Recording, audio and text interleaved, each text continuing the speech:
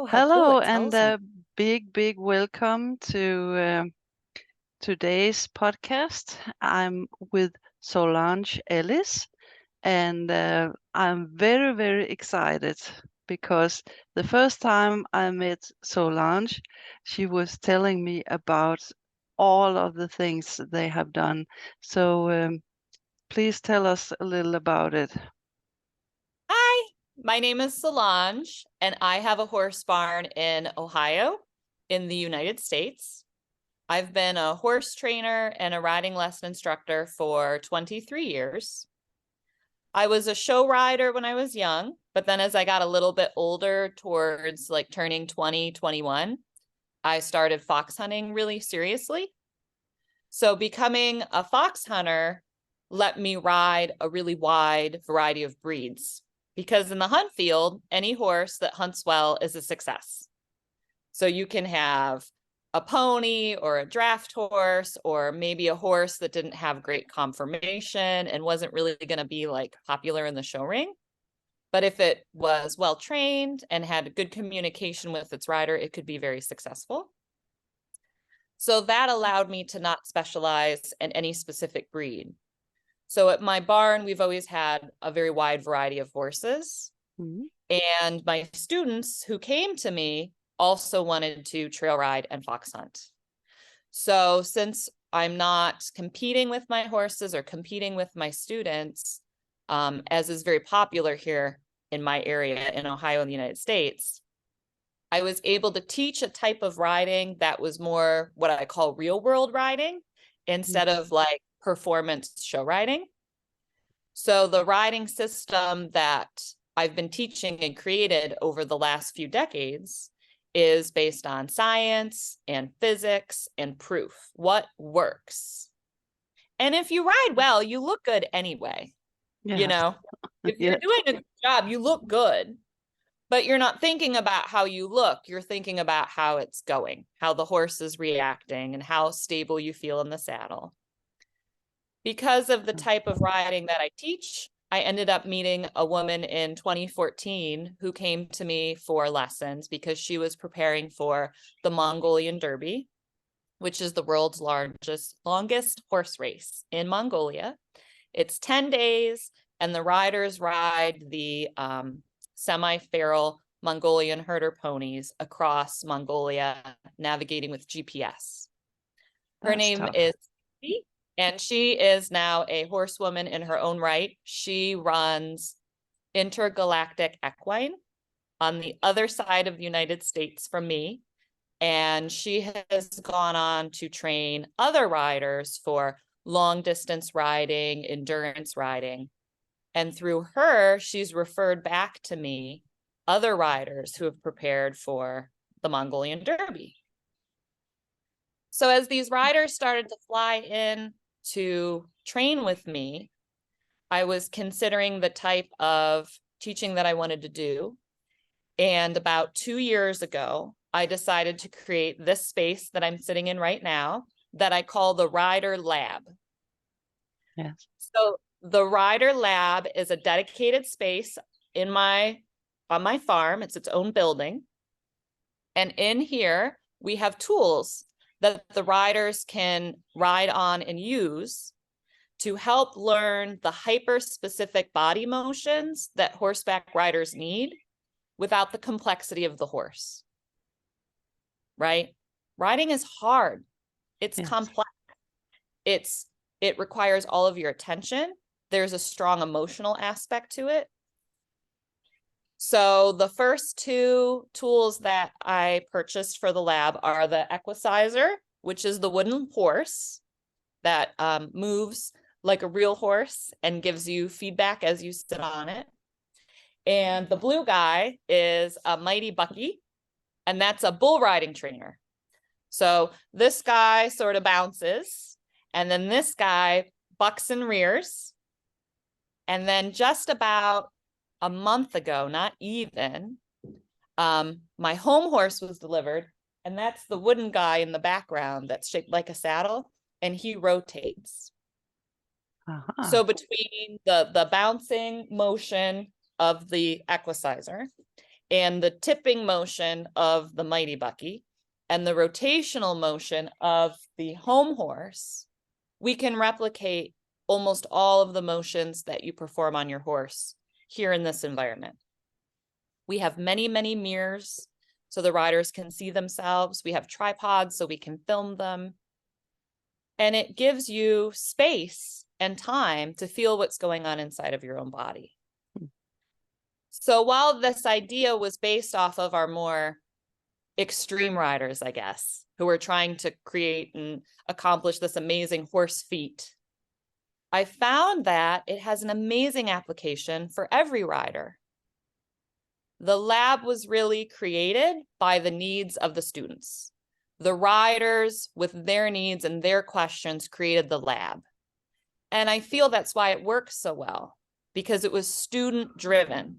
It was student created. It was rider inspired, right? And some people will say, but you're not on a horse. So how are you helping the horse, or how is the horse involved, right? And I tell them we're helping the horses by helping the rider.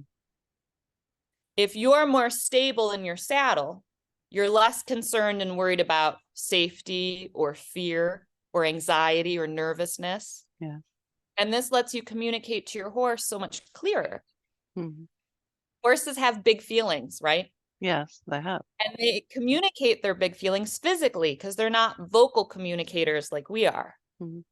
So in the moment in your ride with your horse, when your horse has a big feeling, fear or anger or frustration or pain or concern or anxiety, or sometimes they're just really excited. Yes. The rider gets worried for their own safety on the horse. So the rider stops communicating to their horse and focuses on them. They're just trying to stay on, right? So in that moment when the horse needs help, is asking for communication, could use guidance, the rider disappears because the rider's just trying to stay on. So if we are not stable in our body position on the horse, we're abandoning the horse in the one part of the ride where the horse really needs support. And that's how the lab is helping people with their horses, because the rider's practicing what they need in their own body on the ground. And when they meet the horse, they're meeting the horse where the horse is. So immediately the relationship is better. That's fantastic. And they can learn one piece. So they don't have to take in everything when they sit on the horse for the first time. Exactly. And it was originally for our more advanced, like I said, extreme riders. But then our local riders became interested, and it started to have value for riders who were coming back from an injury, even not a horse injury. Riders who were coming back from an illness. Riders who were returning to riding after a break, because sometimes life gets in the way, right? Riders who were riding currently but lacked confidence in themselves or in their skills or in their body. Riders who were riding well but wanted to get to the next level, and they knew what got them here wouldn't get them there. They were looking for a different perspective. We have had a lot of rider intensives where people fly and stay to us or drive to us for 2 or 3 days, and they work in the lab. I have a co-instructor that I teach with named Kane Maxwell, and he's a body mechanics movement specialist. So when I teach the 3 days, it's always in concert with him. And a portion of the first day will be with me and on horses. And then the second portion of the day will be with Kane on the ground with body mechanics. And then at the end of that day, we put them back on a horse together, and you sort of feel the progress that you've made. The really interesting thing about these rider intensives is during my time with them on horses, I spend more time answering questions than I do teaching them to ride. Because these riders sometimes have been riding or had horses or had trainers or instructors or coaches for 10 years or 15 years or 20 years. And they've heard so many different things from so many different trainers and instructors. And they get genuinely confused. Mhm. And usually what they heard from an expert was correct, but maybe it was at the wrong time, or maybe it didn't apply to them and their horse and their activity with their location. And the riders begin to lose confidence in themselves Yeah. because they're told so many different things Mhm. and none of them line up, and they begin to think they're the problem. The student takes on that, Kane calls it the shame and burden of ignorance. Mhm. The student doesn't understand and they think there's something wrong with them. And I spend a lot of time going, you just needed clearer instruction, better explanations, and to have time to sit with an instructor for half an hour or an hour or 2 hours and talk. Mhm. In traditional rider instructor lessons, it's short, Yeah. right? And you get on your horse and you do the things, and then you have to get off because the instructor has another lesson. Yes. Or you go to see your horse with the horse trainer and the horse trainer rides your horse, and then the groom's handing them another horse. So some of the luxury for our riders in the multi-day intensives, in the remote and Zoom sessions that we teach, and even just our local students who come to the lab for an hour, is that they have the time and the space to communicate what they need to learn. Yeah. And we can talk about it. And when they truly understand how they should be riding, or why they were told one thing, or why something they were doing didn't work, they're instantly so much lighter and happier and more confident because they're no longer confused. That's right. And often a trainer just tell you, take a little here in the reins and do that. And as you said, they are not explaining why they should do it. Right. So the lab has allowed me as a teacher to see more clearly what the students need. And the results have been fantastic. We've been very lucky. It's very popular. It works really well. I think that this was needed in our sport, but no one had really filled the need yet. Other athletes know that you need to practice a certain skill. Mm. So in golf, they have driving ranges where you can just practice your golf swing, Yeah. right? Same thing here in America. Baseball is a huge sport. And they have batting cages where baseball players go and they just hit the ball, hit the ball, hit the ball, right? Yes. So other athletes in other sports have known that you need certain body movements and you need to be able to practice them.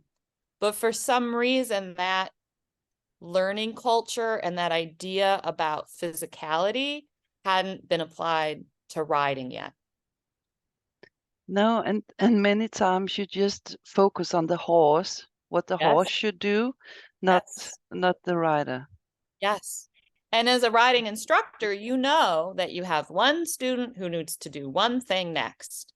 So you get the right horse and the right tack, and you go, okay, we're going to learn this thing. And then it's windy, or the tractor's in the Yes. way, or they cancel because their car broke down, or they Mm. come in and they're so upset about their boss at work, they're not focused. No. So weeks of lessons go by where there's missed opportunities for the student to experience that one thing, because the environment is so difficult to control with horses in a barn, Yes. right? There's weather and other people and other animals and other horses, and sometimes you wait weeks for someone to feel something. Mm. In the lab, we've eliminated all that distraction, and it's a much more controlled environment. So we can recreate what we need sooner. And some of the riders who have less confidence in themselves are worried about judgment, right? Yes. That's such a big thing that I've been running into with the adult riders who come in the lab is they worry when they're riding what everybody thinks about them Yes. or the horse. Are they in someone's way? Are they holding up the class, right? So I take them away from the barn and away from the arena, and we come in the lab and I close all the doors. And it's more of a private space because not everyone wants to learn and experiment and try and fail and then try again in front of other people, right? That's right. Yeah. Especially adults who are learning something new tend to be more self-conscious than kids who are Yes. accustomed to learning in public. I met that too. People who have been riding for 20, 30 years and then they get anxiety and don't want to get on the horse and this feeling that I know how to ride, but I must looking good for the other riders. Yeah. Yes. Well, and our bodies change. Yes. A lot of riders learn to ride when they're very young. So they're 8 or 9 or 12 or 15, and they learn to post and canter and jump in the body of a 12-year-old. Well, now they're 36 and they have the same body motions, but they don't have the same body. No, that's right. So we need to update our riding for the body we have, or they have an injury now, right? And they go, well, I broke my shoulder skiing and I have 3 pins. Okay. Right? Or I learned how to jump when I was 12, but now I'm 55. Okay. So it's the kindness and the acceptance and the lack of judgment and the empathy that we try and provide our students with in meeting them where they are, where they're comfortable, what their skill set is, how their body is. What we look for in our riders, which was something that I said over and over for the Mongol Derby riders, was, do you feel stable? I don't ask them if they feel safe because you're on a horse, but do you feel stable? Is it simple? Are these instructions that you're going to remember later when I'm not teaching you, or in Mongolia on day 8 of 10? And is it sustainable? Can you do this for a while? Those riders are riding 6, 8, 10, 12 hours a day. But I realized that you shouldn't have to want to ride the world's longest horse race to have instruction that's simple, stable, and sustainable. We all deserve that. Yes. We all deserve to feel stable. We all deserve simple instruction that makes sense, that we can understand and replicate on our own. And it needs to be sustainable so that we can continue riding in the bodies we have for as long as we want. We don't want to put any unnecessary pressure on our joints or our tendons in a way that's going to do us long time harm, because then we can't access the sport that brings us joy. That's right. So that's really sort of been the mission. And I think of those 3 things constantly when I'm teaching. And if I give a student a new position, I'll ask them, does this feel stable? Is this simple? Is this sustainable? And if one of those things is missing, we don't move on to the next step. Yeah. And that is very good with simplicity, because when you have a trainer for riding, they always call out all the things you should do with hands and legs and feet and everything. So when you have this lesson, it's just working around in your brain. Well, I think anyone who's been in horses has seen that some trainers and instructors have a lot of ego. Right? They tend to be very arrogant, right? Yeah. Well, I'm the horse trainer. Yeah. So they have a student or a rider or a horse or a rider combo in front of them, and they go, well, you have to do this, this, this, this, this, and that. And if you fall off, either get back on or go to the hospital. Yeah. right? Yes, right. Yeah, Get back they, on. Just, they yeah. say that to people who are paying them. Hmm. Can you imagine? Yeah. Right? So the rider feels bombarded, Hmm. full of instruction. They can't keep up.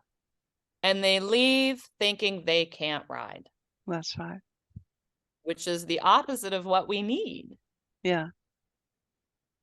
So it's changing a little bit. I'm trying, and my co-instructor Kane is trying to change that relationship with students and teachers so that they feel comfortable talking to us and they feel confident saying, I didn't understand that. Say it again. Or get on the horse and show me, Mm. right? Or I'm not ready to move on. Can I practice this a little bit more? Because Mm. I know if I can do this, I'll feel more stable. Yeah, of course we can. Mm. It's your lesson. It's Yeah. your body we're teaching. I want to return some of the agency to the riders so they don't feel like they're innocent bystanders to their horse. Like they get on the horse and just anything could happen to them, right? Yeah. And I go, you're the one who's sitting on the horse, right? How do you think the horse feels with you That's just right. up there? So That's it's been right. very rewarding helping the students Yes. sort of feel more confident in their ability to learn. You were telling that you have this 3 days event. Yeah. Do you have space for people to live there? Do they have their own horse with them, or you So provide it with the horses? really depends. I'm not too far in the country. Where I am is pretty built up.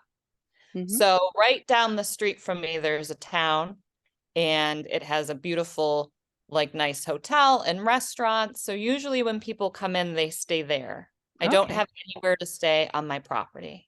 Well, Here at the barn, we have 15 horses and I own 11 of them and they're in the lesson program. Ponies, quarter horses, thoroughbred cross, draft cross, saddle horses, Arabs, Arab crosses. So I have a height and a breed, an emotion and a personality for whatever that rider needs at that time. I also have every saddle you can imagine. Jumping saddles, dressage saddles, Western saddles, trail saddles, endurance saddles. I have the saddle from the Mongolian Derby.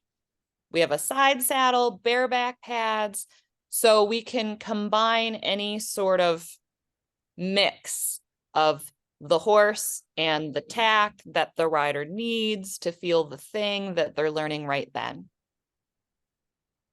We had a rider fly in from out of state last month, and she said, there's nowhere else that I can get my horses. There's nowhere else that I can get this comprehensive a training. There's nowhere in her state that has 11 different horses, 10 different saddles, 2 different instructors who are experts who are teaching the same thing, parallel one another, and the tools of the lab. So she flew from several states away to spend 3 days here because she can't access this type of education where she lives. And no one really offers it. No one has built a space like this. No one has partnered with another expert to teach really high level instruction. And no one will give you the whole barn for 6 hours that day. well, And for students, it's such a luxury. So we have riders from the other side of the country. We had a lady who came to us from Washington State, which is all the way the other side of the United States. okay. Because she heard of me and she called us and she went, I think this is what I need. And I'm just like, yeah. And she had a wonderful experience. And we try and stay in touch with our riders after they ride with us because they're going to need follow-up support. Yes. So they can come back to us again, or we can go out to see them, or oftentimes we do what we're doing just now, like how you teach with your Zoom sessions, because you have access in a way that you never could before. That's So right. we've managed to meet some really wonderful people in the horse community who otherwise I don't think we could have had access to because they were so far away. The technology has changed so much. It's very good. Yes. It's amazing what we're able to do now and how Yeah. we can widen the people we're able to help. You were also talking about last time we were speaking together that you have for people who are a little bit heavier than Yes. usually. Yes. I don't have a weight limit at my facility.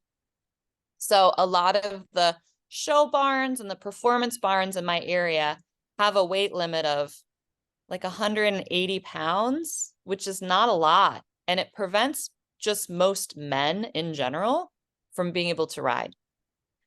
So I have horses and saddles that are appropriate for a variety of body types and riders.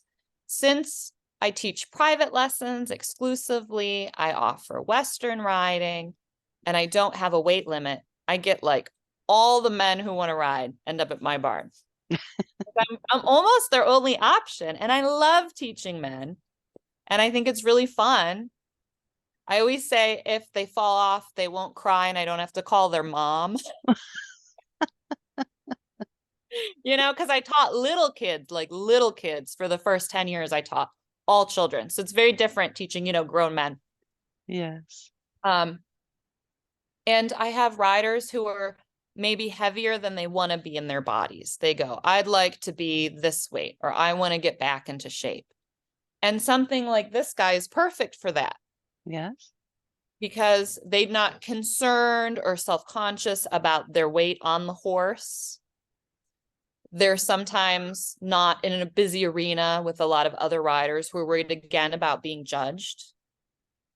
And it's exercise. Like riding these tools in this environment is more exercise than riding the actual horse. Yeah, I can imagine. Because you're doing most of the motions yourself. And in a riding lesson, you come in, you get on your horse, you walk around, you trot a little bit, then the horse has a walk break, and then you talk about something. But when you walk in the lab, you get on and you just start going. It's hard work. You don't have the horse imposed rest breaks that you would if you were riding a school horse, right? Oh.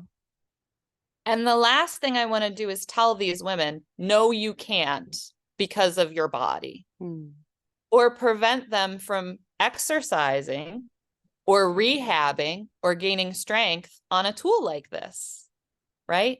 This is part of their journey of becoming the athlete and inhabiting a body that they feel more comfortable in. And I don't want to prevent them from having access to that. Well, that's great. So, yeah, it's been wonderful. Do you have people who only come for the lab, not the horses? I do. I have several ladies who started with me. I'm sorry, my goat just moved my computer. Sir. Can we see the goat? Yes. Let me see if I can tip my. Hello. That's my goat. His name is Scooter. Hello, Scooter. He's very attached to me.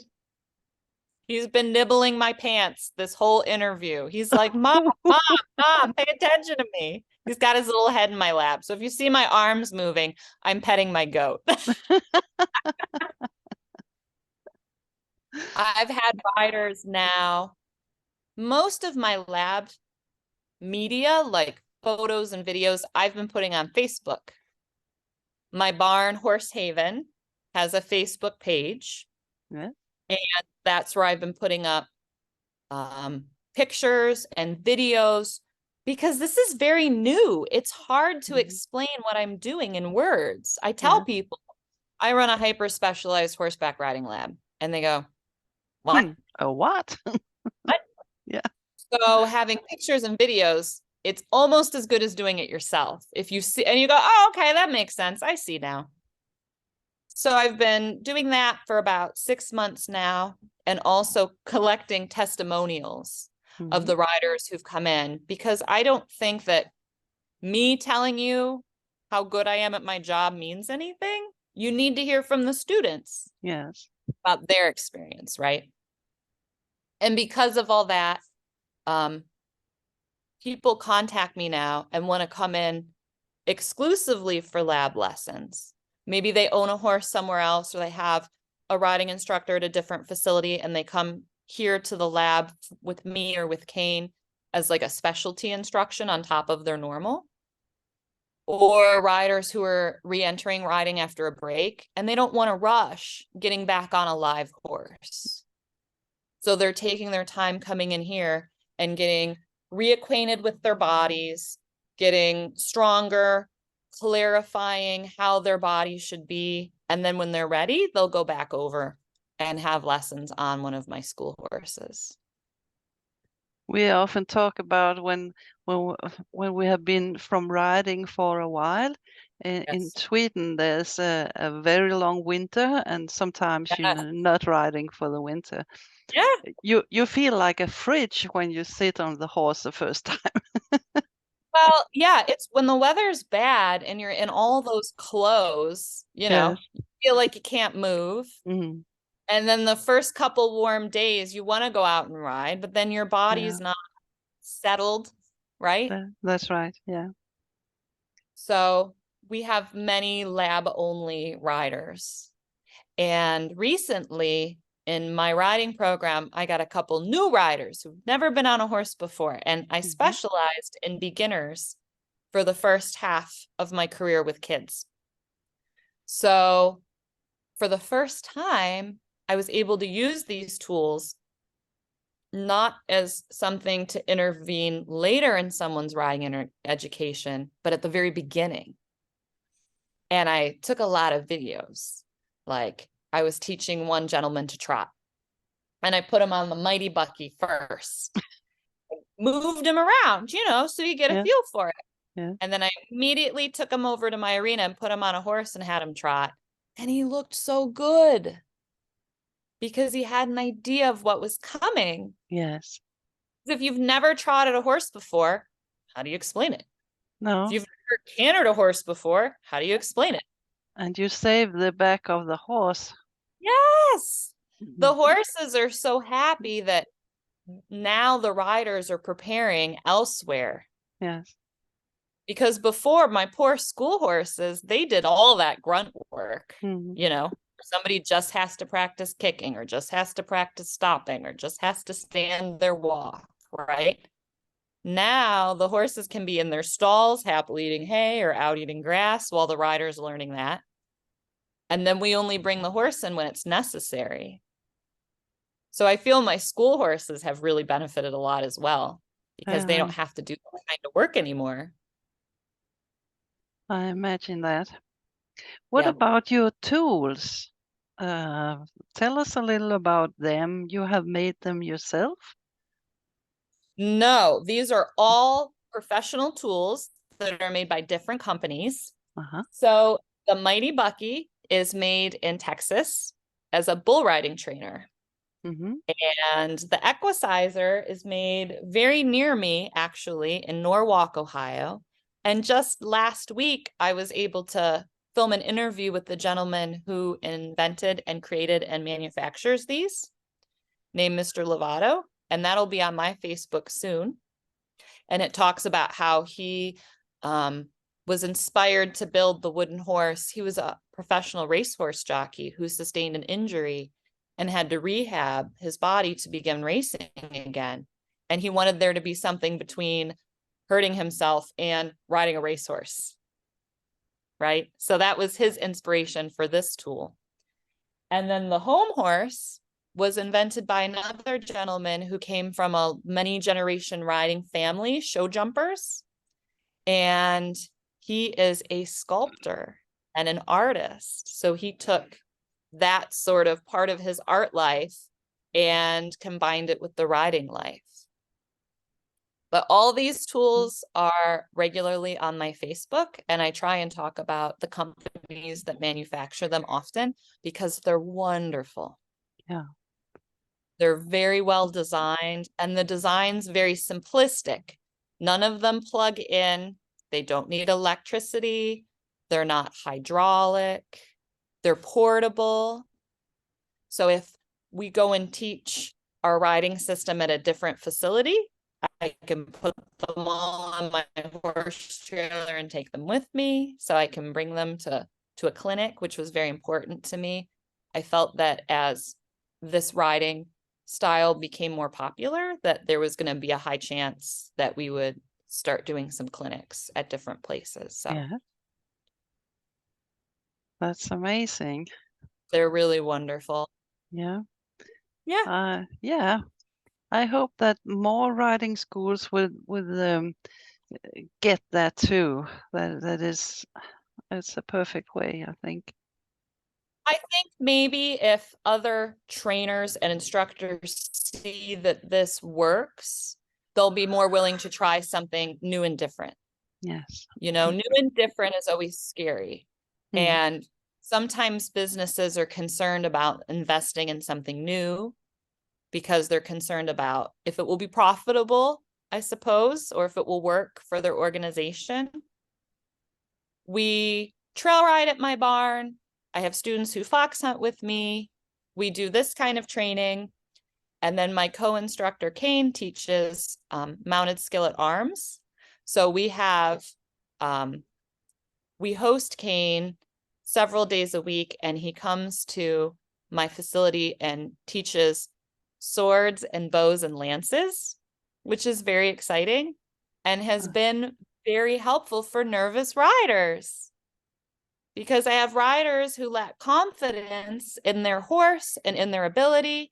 And I say, you should try a weapons class because I think you'll find that you'll do really well. And Kane is a wonderful instructor and an expert weapons master. So he's able to, again, very simplistically and clearly explain how to do it.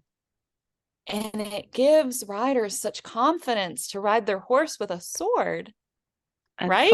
focus on something else. Yeah. Yes. And we talk often about allowing your riding to be so second nature that you can add another skill on top. Yes. So you can walk, trot, canter, and strike a target with a lance. And there's other times that this happens. When you're fox hunting, if you're helping with the hounds, you have to be able to walk, trot, canter, and be focused on the hounds. If you're playing polo, you have to be able to walk, trot, canter, and have the skill set to manipulate your polo mallet. Yes. Here in the United States, they have cowboy mounted shooting, where they shoot revolver blanks at balloons in a pattern. And you have to ride well enough that you can aim and shoot the correct balloon appropriately. Yeah. And then there's all the stock riding with cows, where you're roping cows. Can you imagine how difficult it must be to canter your horse and swing a rope and get a running cow all at the same time, right? Yes. Yes. So I have some riders who are looking for their riding to become a complete skill so they can add another skill on top. And it lets your riding constantly change and flourish and advance because you'll never run out of the next interesting thing to do. So I've been lucky with the ability to meet people and network and try new and different things and have a culture of learning here that lets people go, yeah, I want to try that. That looks cool. Instead of going, oh, I could never, right?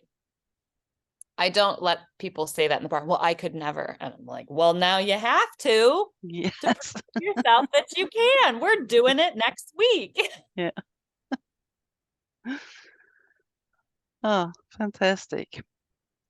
And if there's anybody out there who wanted to contact you, who are interested in this, where can they find you? So the best place right now is on Facebook. My barn's name is Horsehaven, Horsehaven, Horsehaven Stables. We do have a website, horsehavenohio.com. So that's HorsehavenOhio.com. You can email me off the website, or you can message me off Facebook.